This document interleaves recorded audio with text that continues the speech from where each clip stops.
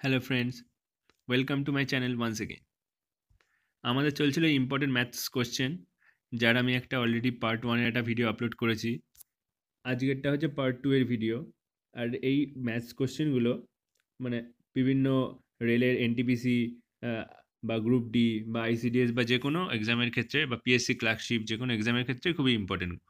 এই কোশ্চেনগুলো সচরাচর পরীক্ষায় এসে থাকে বা পরীক্ষায় আসবে, এরকম ইম্পর্টেন্ট কোশ্চেন আমি যেগুলো বেছে বেছে আমি করিয়ে দিচ্ছি। ভিডিওটা শুরু করার আগে বলে রাখি, যারা চ্যানেলে নতুন তারা অবশ্যই সাবস্ক্রাইব করে নাও আর পাশে বেল আইকনটা ক্লিক করে রাখো, যাতে আমি ম্যাথসের উপর যখন ভিডিও বানাবো তখন কি ডাইরেক্ট তোমাদের নোটিফিকেশানে একটা মেসেজ চলে যাবে। ঠিক আছে, তাহলে শুরু করি আজকের ভিডিও। আজকে আমাদের প্রথম কোশ্চেন, যেটা পাটিগণিতের ইম্পর্টেন্ট কোশ্চেন, সরল সুদের অঙ্ক। বলছে কিছু পরিমাণ মূলধন বার্ষিক 16.23% সরল সুদের হারে 3 বছরের সরল সুদ 1250 টাকা হলে মূলধন কত হবে? মানে এখানে আমাদের মূলধনটা বার করতে হবে, যেখানে আমাদের বার্ষিক সরল সুদের হার দেওয়া আছে আর আমাদের সময়টা দেওয়া আছে আর আমার কত টাকা সুদ হয়েছে সেটা দেওয়া আছে। আমাদের বলেছে যে মূলধনটা বার করতে হবে। তাহলে আমাদের সরল সুদ অঙ্ক করার ক্ষেত্রে আমরা কোন ফর্মুলা ইউজ করি সাধারণত? পি আর টি বাই 100, এটা ইকুয়াল টু হয় কি আই, যেখানে কি পি মানে কি, পি মানে হচ্ছে মূলধন, আর মানে কি রেট অফ ইন্টারেস্ট মানে সুদের হার, আর টি মানে কি টাইম মানে সময়, মানে কত বছর, আর ডিভাইডেড বাই 100, আর আইটা কি সরল সুদ মানে কত টাকা আমরা সুদ পেয়েছি। এবার তাহলে আমরা যদি আমরা এখানে আর এর ভ্যালু আমরা জানি, টি এর ভ্যালু জানি, আই এর ভ্যালু জানি। এবার যদি আমরা এখানে পুট করে দিই তাহলে আমরা এখান থেকে পি এর ভ্যালুটা পেয়ে যাবো। তাহলে এখান থেকে আমরা পি মানে আমরা লিখতে পারি I into 100 divided by R into T, কারণ এই 100টা ক্রস মাল্টিপ্লিকেশন হয়ে মানে ইকুয়াল টু এপাশে আসলে উপরে উঠে যাবে, আর আর টিটা ওপরে আছে এপাশে আসলে নিচে নেমে যাবে। সুতরাং পি ইকুয়াল টু আমাদের হচ্ছে কি I into 100 by R into T. তারপর এখানে আমরা ভ্যালুটা পুট করে দিলেই আমাদের ক্যালকুলেশন হয়ে যাবে। তাহলে এবার ভ্যালুটা পুট করে দিই। আমাদের এখানে আর ইকুয়াল টু কত? 16.23 এত পার্সেন্ট। আমরা এটাকে অপ্রকৃত ভগ্নাংশে আনবো আগে। এটাকে অপ্রকৃত ভগ্নাংশে আনলে কত? 3 গুণ 16 মানে 48 যোগ 2 মানে 50/3 এত পার্সেন্ট। ঠিক আছে, তাহলে এবার আমরা আর এর ভ্যালু পেয়ে গেছি, এবার পুট করে দিচ্ছি। তাহলে আমার কত ছিল? আই, আই মানে কত? 1250 গুণ 100 ডিভাইডেড বাই ছিল কি আর, আর মানে কত? 50/3 ইন্টু সময় মানে 3। তাহলে আমরা এখানে যদি কাটাকুটি করি, এখানে 3 আর 3 কাটছে, আর এই 50-এর এই একটা শূন্য এই একটা শূন্য কাটছে, আর এই 5 দিয়ে 125কে কাটলে 25 হয়। তাহলে আলটিমেটলি আমার 25 গুণ 100 মানে কত? 2500। এটাই আমাদের অ্যান্সার, এটাই আমাদের মূলধন। তাহলে কোন অপশান? ঠিক আছে, তাহলে নেক্সট অঙ্ক করি এবার। নেক্সট যে অঙ্কটা, আমি একটা সিরিজের অঙ্ক ইনক্লুড করেছি, যেটা এখন পরীক্ষায় খুব দিয়ে থাকে। রেলের পরীক্ষায় তো এই টাইপের অঙ্ক খুব দিয়েই থাকছে, মানে একটা বা দুটো কোশ্চেন সিরিজের আমরা দিয়ে থাকে। সিরিজের অঙ্ক করতে গেলে আমাদের প্রথমে দেখতে হয় যে ডিফারেন্স দিয়ে যদি কোনো আমরা একটা রিলেশন ভালো পাই তাহলে সেটাই আমাদের কন্টিনিউ করতে হয়, সেটাই আমাদের অ্যান্সার হয়ে যায়। এবার ডিফারেন্স না গেলে মাল্টিপ্লিকেশন বা ডিভিশনের ফ্যাক্টর অনেক আছে। তাহলে আমাদের প্রথম কাজ হবে কি, আমাদের ডিফারেন্স নিয়ে দেখা। তাহলে আমরা যদি 1 আর 4 এর ডিফারেন্স কত? 3। 4 আর 14 এর ডিফারেন্স 10। আমি লিখছি আগে। 14 আর 45 এর ডিফারেন্স 31, আর 45 আর 139 এর ডিফারেন্স করলে হয় 94। এবার আমরা এখানে কোনো রিলেশনে যে 3, 10, 31 বা 94 আমরা এখানে কোনো রিলেশন পাচ্ছি না। সুতরাং আমাদের এখানে ডিফারেন্স নেওয়ার কোনো মানে মানে ডিফারেন্স নিয়ে আমাদের অ্যান্সার বেরোবে না। তাহলে আমাদের অন্য কোনো টেকনিক অ্যাপ্লাই করতে হবে। তাহলে আমরা প্রথমে আগে এবার দেখি তাহলে মাল্টিপ্লিকেশনের ফ্যাক্টরগুলো। তাহলে 1, 4, 14, 45, 139 দিয়ে কোশ্চেন মার্ক। আমরা একটা জিনিস খেয়াল করে দেখো, আমরা যদি 1কে 3 দিয়ে মাল্টিপ্লাই করে প্লাস 1 করি তাহলে 4 আসে। 1 ইন্টু 3 3 প্লাস 1 মানে 4। এবার আমরা যদি 4 আর 14-এর মধ্যে যদি নিই 4 ইন্টু 3 প্লাস 2, এটা করলে 14 আছে। 4 ইন্টু 3 12 প্লাস 2 14। এবার তাহলে আমরা যদি এইটাকে দেখি, যদি এরকম আমাদের তাহলে এরকম সিরিজটা কেমন যাচ্ছে যে ইন্টু 3 প্লাস 1 প্লাস 2 এরকম করে। তাহলে আমাকে যদি 14 ইন্টু 3 প্লাস যদি এবার 2 3 আসার কথা, তাহলে 14 ইন্টু 3 প্লাস 3 করে যদি 45 আসে, তাহলে আমাদের এই সিরিজটা এরকম করেই চলবে বলা যায়। তাহলে 14 ইন্টু 3 প্লাস 3 করলে কি 45 আসে? হ্যাঁ 45 আসছে। তার মানে আমাদের সিরিজটা এটা into 3 plus 1 into 3 plus 2 into 3 plus 4 এরকম করে চলবে। তাহলে আমাদের এইটা ইন্টু 3 প্লাস 4 যাবে, সেই হিসাবে তাহলে আমাদের এই নাম্বারটা কী হবে 139 ইন্টু 3 প্লাস 5। বোঝা গেছে? তাহলে 139 ইন্টু 3 করলে হচ্ছে 27 এ 7 2 9 11 1 হাতে 1 4 417 প্লাস 5 মানে 422 মানে 422, মানে 422 অপশান ডিতে আছে। তাহলে এটাই আমাদের অ্যান্সার হয়ে গেল। তাহলে বোঝা গেল প্রথমে আমাদের যখন ডিফারেন্স দেখলাম যে মিলছে না, তখন আমাদের করতে হলো কি যে আমরা দেখলাম মাল্টিপ্লিকেশন ফ্যাক্টর বা মাল্টিপ্লিকেশন আর প্লাস একসঙ্গে নেব। এবার দেখছি 1 এর সাথে 3 মাল্টিপ্লাই প্লাস 1 করলে 4 আসছে, 4 এর সাথে 3 মাল্টিপ্লাই প্লাস 2 করলে 14, আবার 14 এর সাথে ইন্টু 3 মাল্টিপ্লাই করে প্লাস 3 করলে 45, মানে আমাদের এটা আমাদের সিরিজটা চলছে কি ইন্টু 3 প্লাস 1, সেই নাম্বারটাকে ইন্টু 3 প্লাস 1 প্লাস 2 প্লাস 3 এরকম করে করলে আমাদের পরের নাম্বারটা চলে আসছে। সেই হিসাবে তাহলে এইখানে করতে গেলে ইন্টু 3 প্লাস 5 আসছে, সেই হিসাবে আমাদের অ্যান্সার 422 আসছে, মানে এটাই আমাদের অ্যান্সার। ঠিক আছে, তাহলে নেক্সট অঙ্ক করি। এই অঙ্কটা শুরু করার আগে বলে রাখি, যারা এখনও প্রথম আগের ভিডিওটা দেখোনি তারা অবশ্যই দেখে নিও, আমি ডেসক্রিপশন বক্সে লিঙ্ক দিয়ে দেবো, সেখান থেকে তোমরা দেখে নিও। ঠিক আছে, তাহলে পরের অঙ্কটা শুরু করি। এবার বলছে যে পি ও কিউ এর বর্তমান বয়সের সমষ্টি 57 বছর, মানে 57 বছর। 4 বছর পরে তাদের বয়সের অনুপাত হবে 2:3। তাহলে পি এর বর্তমান বয়স কত? এটা যেটা দেওয়া হচ্ছে বর্তমান বয়সের সমষ্টি দেওয়া আছে 57 বছর, 4 বছর পরের অনুপাতটা দেওয়া আছে আমাদের 2:3। তাহলে আমরা যদি পি আর কিউ এর 4 বছর পরে বয়সের সমষ্টি কত হবে সেটা যদি বের করে নিতে পারি, তাহলে আমরা 2:3 অনুপাতে পি আর কিউ এর বয়স 4 বছর পরে কত হবে সেটা বের করে নিতে পারবো। তারপরে তার থেকে 4 বিয়োগ করলে আমরা পি এর বর্তমান বয়স পেয়ে যাবো। ঠিক আছে, তাহলে বর্তমান বয়স যদি 57 হয়, তাহলে 4 বছর পরে পি আর কিউ এর বয়সের সমষ্টি কত হবে? হ্যাঁ তাহলে কি অবশ্যই 4 যোগ হবে। হ্যাঁ, এবার এবার একটা ভালো একটা জিনিস খেয়াল করতে হবে যে শুধু 4 যোগ করবো কেন? কেন পি আর কিউ, এই 57 মধ্যে পি আর কিউ দুটোর বয়সই রয়েছে। সুতরাং দুজনের বয়সই তো 4 বছর করে বাড়বে। 4 বছর পরে তো দুজনের বয়সই 4 যোগ 4ই বাড়বে। মানে পি এর বয়সও 4 বাড়বে, কিউ এর বয়সও 4 বাড়বে। সুতরাং আমাদের 57 প্লাস 4 করলে হবে না। এটা শুধু পি বা কিউ এর ক্ষেত্রে বাড়ছে। সুতরাং আরেকটা আমাদের 4 যোগ করতে হবে। ঠিক আছে? যেটার জন্য আমাদের পুরোপুরি পি আর কিউ দুজনেরই 4 বছর করে বাড়ছে। সেজন্য টোটাল আমাদের 8 বছর বাড়বে। ঠিক আছে, তাহলে আমাদের এটা কত হয়? 4 আর 4 8, আর এটা 57 প্লাস 8 মানে কত? 65। তাহলে এটা আমাদের বেরিয়ে গেল 65টা কি 4 বছর পরে ওদের বয়সের অনুপাত কত, মানে সরি বয়সের সমষ্টি কত হবে। তাহলে আমাদের এবার 4 বছর পরে বয়সের অনুপাত 2:3 দেওয়া আছে, তাহলে আমরা এবার পি আর কিউ এর বয়স কত হবে সেটা বের করে নিতে পারবো। ঠিক আছে, তাহলে এখানে পি এর বর্তমানে বয়স চাইছে, তার মানে পি এর যদি বয়স কত হবে, পি এর বয়স আর কিউ এর বয়সের অনুপাত 2:3 দেওয়া আছে, তার মানে পি এর বয়সের আনুপাতিক ভাগার কত হবে 2/2 যোগ 3 মানে 5, আর টোটাল বয়স কত ছিল 65। এবার কাটাকুটি করে দেখি, 5 13 65 আর 13 গুণ 2 মানে 26। তাহলে এইটা গেল আমাদের পি এর বয়স। এইটা পি এর বয়স হচ্ছে যে 4 বছর পরে। এবার কিন্তু পি এর বর্তমান বয়স চাইছে, সবাই কি এখানে অপশান বি দেখে রাইট মেরে দেবে, কিন্তু সেটা আমাদের করলে চলবে না, কারণ এটা মনে রাখতে হবে যে এটা 4 বছর পরে। তাহলে 4 বছর আগে পি এর, মানে এখন বর্তমান বয়স পি এর কত হবে, তাহলে এটা থেকে 4 বিয়োগ করতে হবে। তাহলে 26 থেকে যদি আমরা 4 বিয়োগ করি তাহলে কত হবে 22। এই 22টাই হবে আমাদের অ্যান্সার, কারণ এইটাই এখন পি এর বর্তমান বয়স, যেটা অপশান এতে আছে। ঠিক আছে, তাই নেক্সট অঙ্ক করি। নেক্সট অঙ্কটা একখানা মান নির্ণয়ের অঙ্ক, বদমাশ রুলের অঙ্ক, যে আমরা বদমাশ রুলে করে থাকি, যে যোগ গুণ ভাগ ব্র্যাকেট সব কিছু দেওয়া থাকলে যে আমরা যেই নিয়মে করি বদমাশ রুল। এবার বদমাশ রুলে সর্বপ্রথম আমাদের ব্র্যাকেটের কাজ করতে হয়। এবার এখানে সেই হিসাবে আমরা ব্র্যাকেটের কাজটা আগে করবো। এখানে বলছে যে 841 ভাগ 29 সবার প্রথমে রয়েছে, তার মানে এটাকে ক্যালকুলেশন করবো আমরা। 841কে 29 দিয়ে ভাগ করলে আমাদের 29ই হয়, কারণ 841 মানে 29 স্কোয়ার, আর 831কে 29 দিয়ে ভাগ করলে তাহলে 29ই হবে। প্লাস এবার আমরা যদি এখানটায় যদি দুটো ইন্ডিভিজুয়ালি গুণ করি তাহলে আমাদের অনেকটা সময় লেগে যাবে, কিন্তু আমাদের পরীক্ষার সময় আমাদের হাতে অনেকটা টাইমটা কম থাকে, ক্যালকুলেশন আমাদের স্পিডে করতে হবে।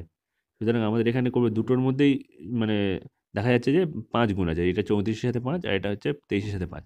তার মানে দুটো থেকে যদি 5 যদি কমন নিই তাহলে আমাদের ব্র্যাকেটের মধ্যে পড়ে থাকবে কত, 34 বিয়োগ 23, ঠিক আছে। তারপরে আমরা কী করছি, আবার 29 লিখছি যোগ 5 গুণ, এখানে 34 থেকে 23 বিয়োগ করলে কত হয়, 11 হয়, ঠিক আছে। তাহলে আমাদের কত, এটা অনেকটা ইজি হয়ে গেল, আমাদের ইন্ডিভিজুয়ালি গুণ করতে হচ্ছে না। তাহলে কত এটা হয়, 29 প্লাস 5 ইন্টু 11 মানে 55। এবার এটা সাথে যোগ করলে কত হয়, 84। 29 প্লাস 55 করলে 84 হয়, যেটা আমাদের অপশান এতে আছে, এটা অপশান এটা আমাদের রাইট, ঠিক আছে। তাহলে নেক্সট অঙ্ক করি। নেক্সট অঙ্কটা একটা পরিমিতির অঙ্ক, বর্গক্ষেত্র বলছে একটি বর্গক্ষেত্রের কর্ণের দৈর্ঘ্য 10 সেন্টিমিটার হলে তার ক্ষেত্রফল কত বর্গ সেন্টিমিটার হবে। মানে এখানে কর্ণের দৈর্ঘ্যটা দেওয়া আছে 10 সেন্টিমিটার, আমাদের ক্ষেত্রফল বার করতে হবে। আমাদের ক্ষেত্রফল জানতে গেলে কি করতে হয়, ক্ষেত্রফল জানতে গেলে কি, বর্গক্ষেত্রের ক্ষেত্রফলের সূত্র কি, বাহু স্কোয়ার, মানে বাহু গুণ বাহু, ঠিক আছে। তাহলে আমাদের প্রথমে কর্ণের দৈর্ঘ্য থেকে আমাদের আগে বাহুর দৈর্ঘ্য আনতে হবে। এবার আমরা জানি যে যে আমরা বাহুর দৈর্ঘ্যের সাথে যদি √2 গুণ করি সেটাই হয় হচ্ছে কর্ণ, ঠিক আছে। তাহলে আমরা এখান থেকে, মানে এটা বর্গক্ষেত্রের ক্ষেত্রে শুধু, ঠিক আছে। তাহলে আমরা বর্গক্ষেত্রের বাহু সমান সমান তাহলে আমরা কী লিখতে পারবো, যে কর্ণ ডিভাইডেড বাই কত, √2, ঠিক আছে। আমাদের বর্গক্ষেত্রের বাহু কত হবে, কর্ণ ডিভাইডেড বাই √2। তাহলে এখানে আমাদের যদি কর্ণ 10 সেন্টিমিটার হয় তাহলে আমাদের বাহুর দৈর্ঘ্য কত হবে, 10/√2, এত সেন্টিমিটার, ঠিক আছে। 10/√2, আমাদের বাহুর দৈর্ঘ্য বেড়ে গেল 10/√2। এবার আমাদের ক্ষেত্রফল বার করার নিয়ম কি, বাহু গুণ বাহু মানে বাহু স্কোয়ার। আমরা 10-এর তাহলে এবার স্কোয়ার মানে কি, ইন্ডিভিজুয়ালি স্কোয়ার, ওপরেও স্কোয়ার হবে নিচেও স্কোয়ার হবে। তাহলে 10-এর স্কোয়ার করলে কত হয়, আমরা 100, আর √2 এর স্কোয়ার করলে কত হয়, শুধু 2 হয়, শুধু রুটটা উঠে যায়। তাহলে এটা আমরা ক্যালকুলেশন করলে কত হয়, 50, মানে 50 বর্গ সেন্টিমিটার আমাদের অ্যান্সার হবে, যেটা অপশান বিতে আছে, ঠিক আছে। নেক্সট অঙ্ক করি এবার। নেক্সট অঙ্কটা খুবই ইম্পর্টেন্ট অঙ্ক, একখানা দারুণ অঙ্ক, পরীক্ষায় দেয় খুবই। বলছে যে কোনো একটি পরীক্ষায় পাস মার্কস 24%, ঠিক আছে, পাস মার্কস 24% বলেছে। বলেছে রাহুল 61 পেয়েও 29 নম্বরের জন্য ফেল করলো, পরীক্ষাটি কত নম্বরের ছিল। মানে কি, রাহুল 61 পেয়েও 29 নম্বরের জন্য ফেল করলো, আর পাসিং মার্কস ছিল 24।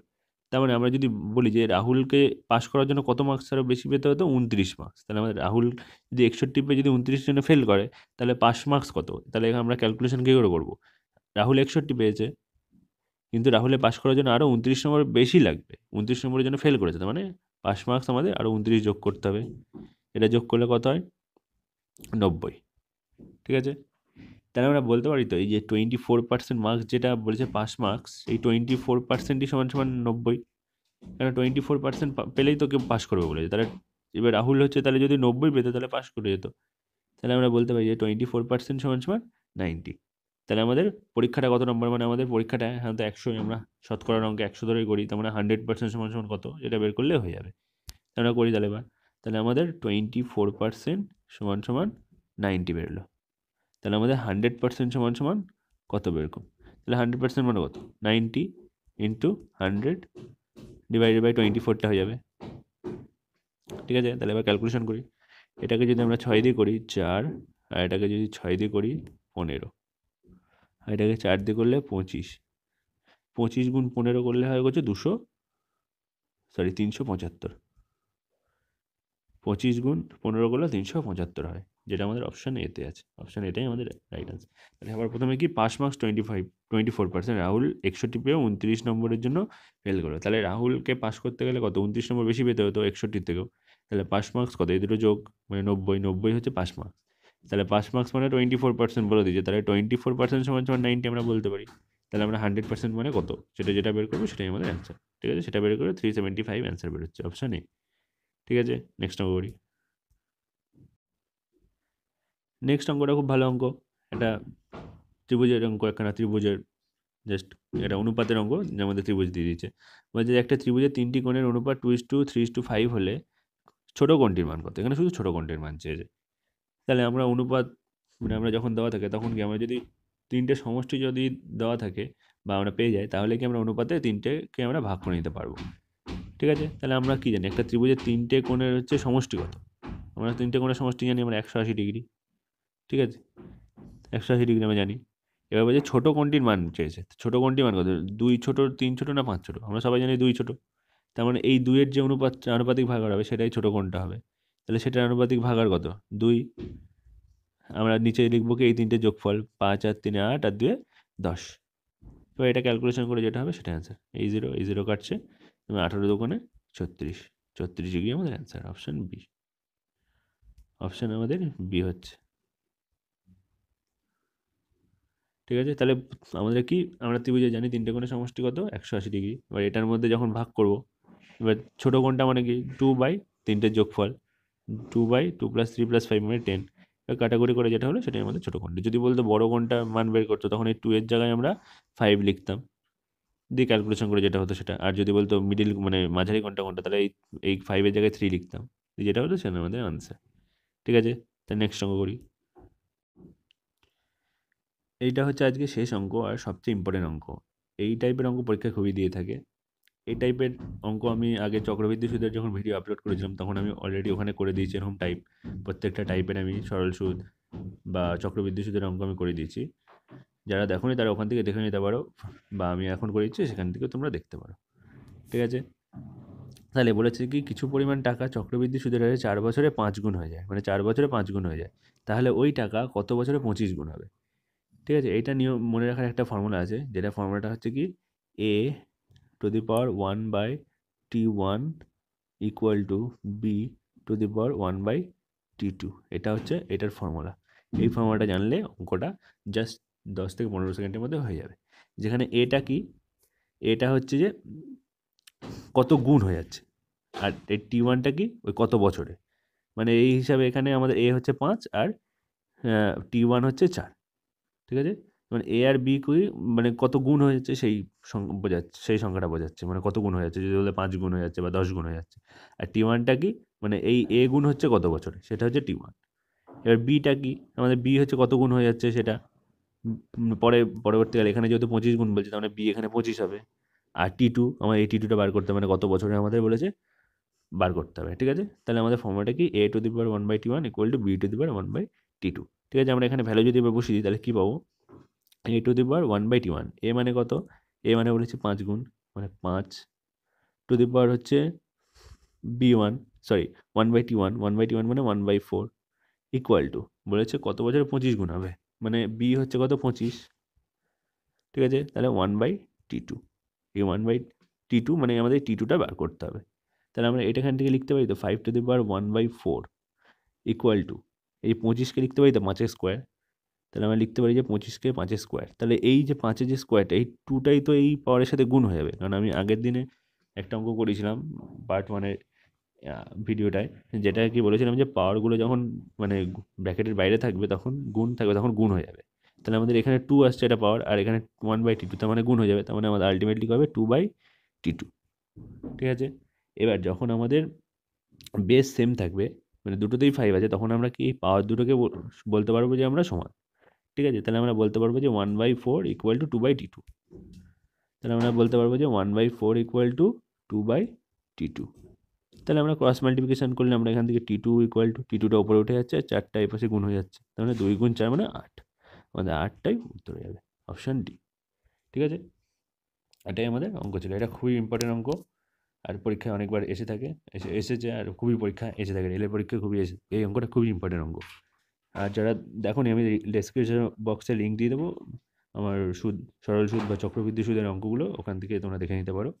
ঠিক আছে, ভিডিওটা যদি ভালো লেগে থাকে তাহলে সবাই অবশ্যই লাইক মেরো, আর চ্যানেলটাকে অবশ্যই সাবস্ক্রাইব করো। আমি হিসাবে আজকে 2 নম্বর পার্ট আপলোড করলাম, পরবর্তীকালে আরও ভিডিও আপলোড করব। আমি একটু হয়তো লেট হচ্ছে আপলোড করতে, কিন্তু আমি আস্তে আস্তে সময় পেলে আমি আস্তে আস্তে আপলোড করে দেবো ভিডিওগুলো। এরকম বেশ কিছু টাইপের বেশ কিছু ভ্যারাইটিসের অঙ্ক তোমরা পেয়ে যাবে। ঠিক আছে, থ্যাংক ইউ।